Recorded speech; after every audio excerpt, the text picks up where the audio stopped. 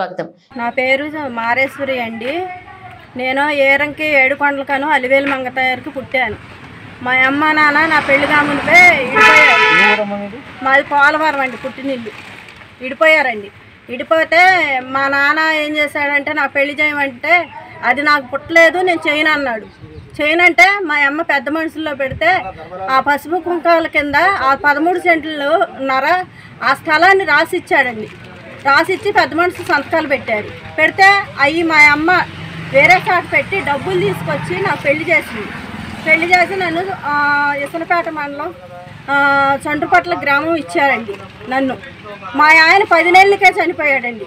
10 నెలలకి ఎలా చనిపోయాడంటే మా నాన్న నేను దానికి పెళ్లి చేయలేదు, దాని జీవితం నేను నాశనం చేసేస్తాను అని నేను పుట్టింటికి వచ్చినప్పుడు మా ఆయన టాపీ పనికి వెళ్ళి నైట్ 10 బస్సు దిగి వచ్చినప్పుడు గోళ్ళంపట తడికిలంపట నుండి దడిపించి నేను ఆ పిల్ల కోసం వచ్చానని చెప్పాడండి.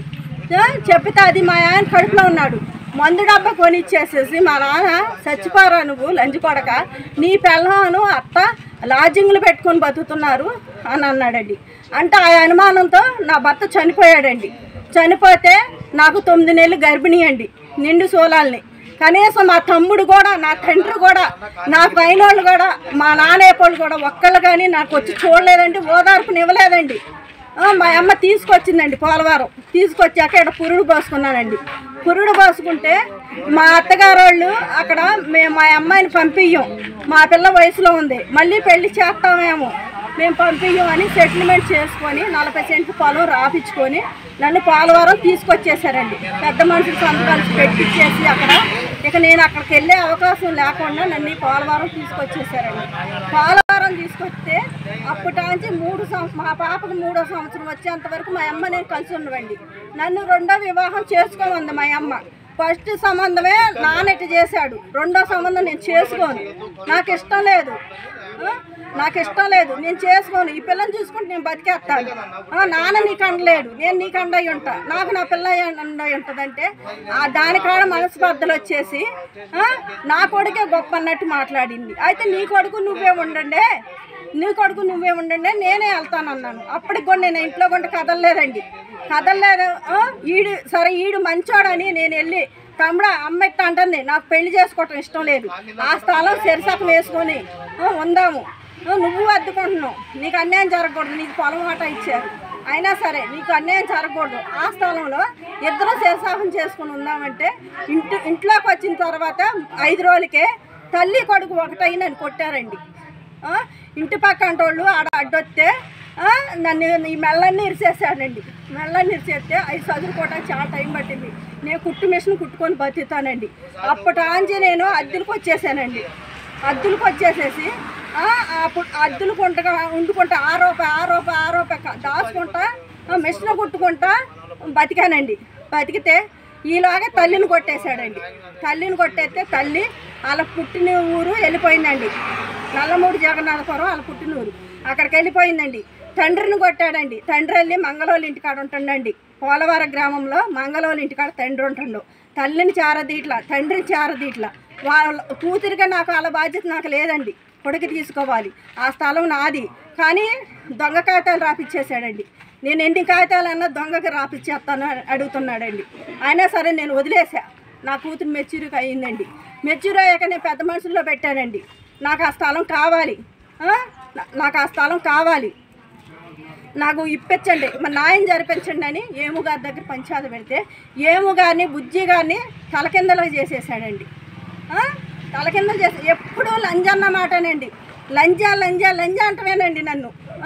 నా మొగుడు చచ్చిపోయాక ఆ ఇంటికి వెళ్ళి ఒక ముద్ద తింటాం కానీ జాకెట్ ముక్క కానీ ఆనాటికి ఈనాటికి లేదండి.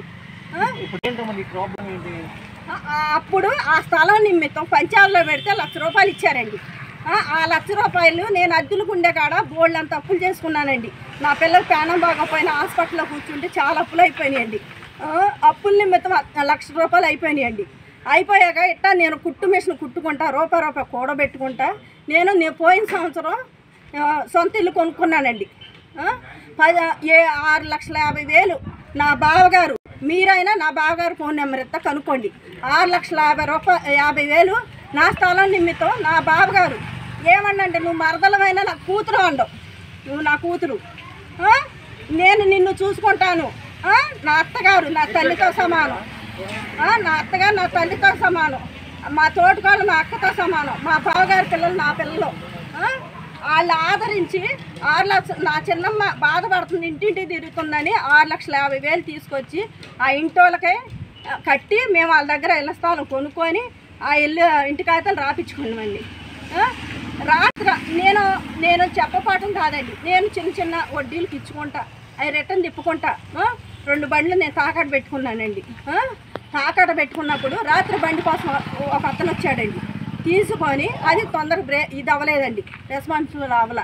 అది బండి వాళ్ళ పిల్లోడు కూడా వచ్చాడండి, వాళ్ళ పిల్లోడు నా చేతికి 10,000 ఇచ్చేసాడండి. కడమ డబ్బులు నేను ఇస్తాను, ఒక వారంలో బండి మాకు అవసరం తీసుకెళ్ళమంటే వాళ్ళ పిల్లోడిని బండి ఎక్కించి పంపించేశాడు. వచ్చిన బండి ఈ అబ్బాయి బండి వేసుకొని వెళ్ళిపోతుంటే వీళ్ళ అక్క జ్యోతి అండి, వీళ్ళ పెద్దనాన్న కూతురు, అంటే నాకు పెద్దనాన్న కూతురేనండి, వెళ్తాడండి. అది ఆమె ఇంట్లోకి మరి వచ్చినోడు చూశాడు కదండి, నన్ను పట్టుకోవాలిగా గేట్ కాడ. మరి అబ్బాయి బండి కూడా అక్కడ స్టార్ట్ అవ్వలేదుగా, పట్టుకోవాలిగా. పట్టుకోకుండా పరసా జ్యోతి అనే వాళ్ళ అక్క, అంటే నాకు అక్కే, వాళ్ళ ఇంటికి వెళ్ళి గంట సేపు ఉన్నాడు, ముచ్చటాడి నేను అన్నం తింటుంటే గేట్ వేసుకొని ఒక లంజా ఇప్పుడుదా పడుకొని దెంగించుకున్న లంజా, ఏంటి నువ్వు అక్కడ అని రోడ్డు మొత్తం కాలనీ మొత్తం కోనేరు రంగారావు కాలనీలో నేను ఇల్లు కొనుక్కున్నా. కోనేరు రంగారావు కాలనీ మొత్తం తిరిగాడండి. ఆడు ఇటు వచ్చింది, ఎందుకు వస్తాడండి, ఆడు రాడు, ఈడు నన్ను గాలి చేస్తానండి, ఊరు మొత్తం చెప్పినా నేను ధైర్యంగా నిలబడుతున్నానండి. నేను ఈడు కోసం బతకలా, నా పొట్ట కోసం నేను బతుకుతున్నాను అని నేను ధైర్యంగా నిలబడుకొని నేను ఉన్నానండి. ఈరోజు ఇప్పుడు నాకు రంకులు అంటగట్టి, నాకు అంత అవసరమా అంటగట్టి ఇప్పుడు ఇల్లు నేను కబ్జా చేసేస్తానని రాత్రి 7:30కే గేట్లు పగలగొట్టడం, కాలనీ మొత్తం పోగయ్యారండి. ఎవరి కాళ్ళు మీది మా కులమా, మీరు మా కులమా, మీరెందుకు వస్తున్నారు, అది సత్తే నేను మొయ్యాలంటుండు, నా అక్క అంటుండు, అక్క కింద గోతులు తెస్తుండు, అక్క కింద విషయం పెడుతుండు, జనాలకి నా అక్క అని నేర్పు నమ్మెత్తుండు. రాత్రి కూడా వచ్చిన 100 జనాన్ని కూడా గద్దరిల్లు చేసిండు. ఎవరు అని అనేక మాటలు అడిగినా కానీ వాళ్ళందరినీ మీకు వదిలేసే సంవత్సరం కింద గొడవలైనప్పుడు మీరేం చేశారు, దాన్ని ఇది చేశారా అని వాళ్ళు రూల్ వేస్తుండ్రు. నేనంట కాలనీ మొత్తం అంట నాశనం చేయటానికి వాళ్ళంట తారోటాకంట పడుకోబెడతాకంట, నేనంట కాలనీలో ఇల్లు కొనుక్కున్నానంట, వాళ్ళకి ఎగేస్తుండండి. నా ప్రాబ్లం నేను సొంతంగా కొనుక్కున్నా, ఆ ఇంట్లో నేను కుట్టు మిషన్ కుట్టుకుంటూ ఉంటున్నా, నా ఇంటికి అనేకలు వస్తారు, నేను మిషను జాకెట్ ఉక్సులు వేయాలంటే వాళ్ళని కొంచెం కూర్చోబెట్టుకుంటా, ఉంచుతా నా ఇంట్లో. నేను గేట్ దగ్గరికి వేసుకునే ఉంటా. ఇప్పుడు నా ఇంట్లో నేను ఉంటుంటే వాడు ఏమంటున్నాడంటే అది నా ఇల్లు, నేను కొనిచ్చిన ఇల్లు, యాడ నుంచి కొనిచ్చిండు, నా పసుపు కుంకాలు కింద ఇచ్చిన 13 సెంట్లు నరుస్తాను, ఆడే ఓడగొట్టిండు, అయినా నేను సర్దిపోయా. అది 20 లక్షలు ఆస్తి, పెద్ద మనుషుల్లో పెడితే నాకు 1 లక్ష ఇచ్చిండు, అయినా నేను సర్దిపోయా. అయ్యే వాళ్ళ దొంగ కాగితాలు చుట్టించుకొని నష్టమే లేదు, కానీ దేవుడు ఉన్నాడని నేను దేవుడిని మీద భారం వేసా. నాకు ఒక కుమార్తె చదువుతుంది, నేను రెక్కలు మొక్కలు చేసుకొని రోగం వచ్చిన రొప్పు వచ్చిన ఇల్లు అమ్మటాలను బతులాడుకొని హాస్పిటల్కి బండ్లకి నేను వెళ్తాను, హాస్పిటల్కి నేను నడవలేక నాకు థైరాయిడ్ వచ్చింది, నొప్పులు వచ్చినాయి, నరాలు వీక్నెస్ వచ్చింది. నా బాధతో ఎంతవరకు రౌడీలాగా ఆ బజార్కి ఈ బజార్కి ఉరికిలెత్తుతుండో, కత్తులు పట్టుకుంటుండో, కర్రలు పట్టుకుంటుండో, గేటు మొత్తం పగలగొట్టాడండి. ఇప్పుడు నేను మళ్ళీ పొద్దున సర్లే అని నేను ఇంట్లో ఉన్నానండి, ఉంటే మళ్ళీ వచ్చేసేసి గేటు పగలగొట్టేసేసి తలుపులు తీయాలని అని తలుపు గేటు కాడికి వచ్చేసాడండి. తలుపు గేటు కాడికి వస్తే చుట్టుపక్కల వాళ్ళని కుర్రోళ్ళు వచ్చారండి, నన్ను ఇంట్లో పెట్టి నుప్పంటి చేస్తాడంట, కిరసనాలు పోసేస్తాడంట, చంపేసేస్తాడంట. నేను జైలుకి వెళ్ళిన 10 సంవత్సరాలకు వచ్చినా, 10 నెలలకు వచ్చినా, 10 రోజులకు వచ్చినా నేను నిన్ను చంపేసేదే లంజాన్ని అడుగుతున్నాడండి. నాకు ఏంటి, నాకు సెక్యూరిటీగా ఏంటి? పెద్ద మనుషులు ఏమంటారండి, పెద్ద మనుషుల దగ్గరికి వెళ్ళాను, అమ్మ వెళ్ళి కేసు పెట్టు అంటున్నారు. నేను లోగడ ఇదివరకు కేసులు పెడితే తన భార్యని తీసుకొచ్చి నాకు రిటర్న్ కేసులు పెట్టించిందండి. నేను అలసిపోయి ఉన్నానండి, జీవితంలో చాలా అలసిపోయా. ఈ విషయంపై కేసు పెట్టానండి, ఇప్పుడు కేసు పెట్టాం, కేసు కడతానన్నారు, ఇంకా కట్టారో లేదో నాకు సరిగ్గా తెలీదు. ఎస్ఐ గారు అయితే లేదు, సరిగ్గా అయితే నాకు తెలియదండి. ఇప్పుడు వచ్చానండి, ఎస్ఐ గారితో కూడా మాట్లాడానండి. ఎస్ఐ గారు అన్నారు, అమ్మ మాట్లాడదన్నారు. మాట్లాడితే కుదరదండి, వాడు కృష్ణాల బాసు ముప్పు అంటే ఎత్తడంట. లేదంటే ఆ పని నేనే ఇక్కడ చేసేస్తా పోలీస్ స్టేషన్ ముందు అంటే, లేదమ్మా కేసు కడతామన్నారు. కడతామన్నాక వెంకట గారు తీసుకున్నారు. కడతామమ్మ అన్నారు. ఎస్ఐ గారు బయటికి వెళ్ళిపోయారు. నాకు చాలా అలసటగా ఉందండి. అలసటగా ఉందే రిపోర్ట్ రాపించుకొస్తాకి వెళ్ళినప్పుడు నా తండ్రి నా తమ్ముడు ఇక్కడికి వచ్చాడు. తోడబుట్టినోడేనండి నాకు ఇంత హింసలు పెట్టేది. నన్ను వేరంకి చెన్నకేశ్వరరావు అండి. నా తండ్రి పేరు వేరంకి ఏడుకొండలు. నాకంటే మొగుడాడంటండి. మెల్లాన్ని ఇరిసి నా సొంత స్థలంలో వండుకుంటా నేను నీకు మొగుడిని సాగొట్టొచ్చు అని అడిగిండు. తోడబుట్టినోడు అట్ట అడగొచ్చండి, అడగకూడదు. ఆయన నేను ఓచుకున్నా. ఈరోజు నుంచుకుంది ఆడికి పర్మనెంటా ఉంచుకున్నాడు. నేను సాయం అడిగిన వాళ్ళని ఉంచుకుంటానా? పర్మనెంటా? ఆడి నాకు తాళి కట్టిండా? ఎవడున్నాడు నా ఇంట్లో? నువ్వు పట్టుకున్నావా? రోడ్డు మీద మామూలుగా జనంతో మాట్లాడతాను కేసు కడతామేనా? వీడికే సంబంధం?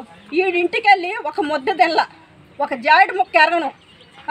నా పిల్ల సంవత్సరం మందికైనా నేను తనని రానిచ్చినా అంతకు తగ్గట్టే నేను పెట్టి పంపించా. తన పిల్ల సంవత్సరం మందికి నన్ను ఇంటికి కూడా పిలవలేదు.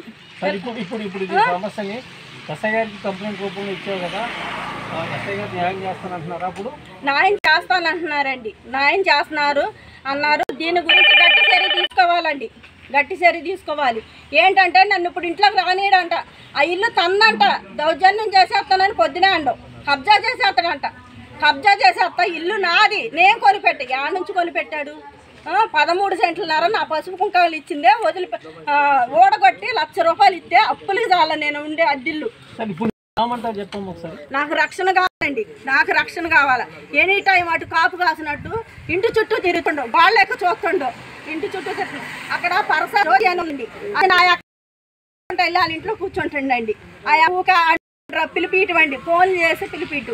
వీడు వాళ్ళ ఇంట్లో కూర్చుంటుండు. వాళ్ళు ఏమి ఎరగనట్టు ఉంటున్నారండి. నా ఇంటికాడ ఏమైనా బండ్లు ఆగినా నేను మిషన్ కుట్టే టైలరింగ్ చేస్తానండి. నాకు అది కుట్టుకుంటేనే జీవనోదండి. అది కుట్టుకుంటేనండి నా భవిష్యత్తు నేను నా బిడ్డను బతికించుకోగలండి. నాకు ఉంది ఆడ కూతురండి. నేను ₹1,00,000 పెట్టి నా బావగారు కొనిపెట్టాడండి. ఇవాళ పడుకొని తెచ్చివేమే నీ దగ్గర డబ్బులు ఎక్కడ అని అడుగుతుండండి. వీడికి అంత అవసరం అండి. నేను ఆడింటికి వెళ్తలేదే, ఆడపరువు ఎందుకు నేను ఇస్తానండి? ఆడింటికి వెళ్తే ఆడపరువు తీసినట్టు నేను వెళ్తలేదు. నాకు అనేది రక్షణ కావాలి. 18 సంవత్సరాలు బట్టి కూడా నేను ఆడవాళ్ళ అనవగిస్తూనే ఉండా. ప్రతిసారి నేను స్టేషన్లో పెడుతున్నా, తీసుకోవట్లేదు. మరి ఈసారి కేసు తీసుకుంటున్నామని చెబుతున్నారు. నేను గట్టిగా నిలబడదామని నేను డిసైడ్ అయ్యానండి. ఇక నాకు అనేది రక్షణ కావాలి, నా బిడ్డకి రక్షణ కావాలి.